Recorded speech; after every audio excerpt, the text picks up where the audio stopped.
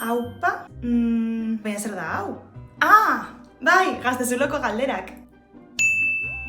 Epa, kaineritu hasi zari, Bueno,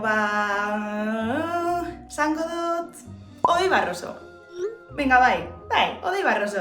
Zago di puta madre. Baina errapa eta hostia hoiek utzi, zer deko, ez? Ai, ama! Zein duzue? Bilaketa bat nire bizitzaren inguruen? Ai, ama, bueno.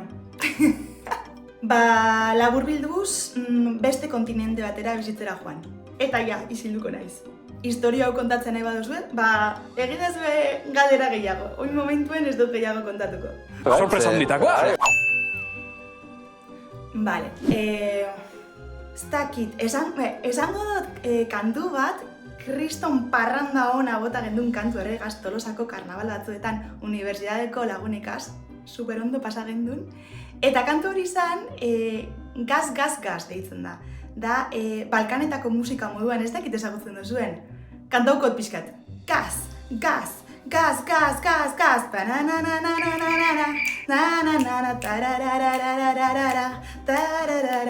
bakizue zein dan? Bueno, da, como, tontoaren egiteko, super divertigarria da, eta pasatu genuen. Zela izan zen parranda hori. Mosutxu bat nire uniko lagunei.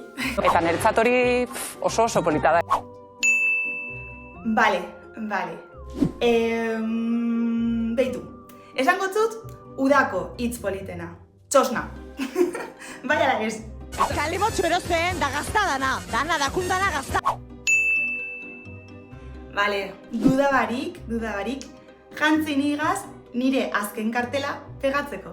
Ezagutzen bana usue, bakizue kartelak eta pegatzen dutezela kalean, nik idatzetako esaldiekaz. Ez bakizue, joan ikustera, eta baldin bakizue, hori egingo nuke, nire azken kartela pegatu.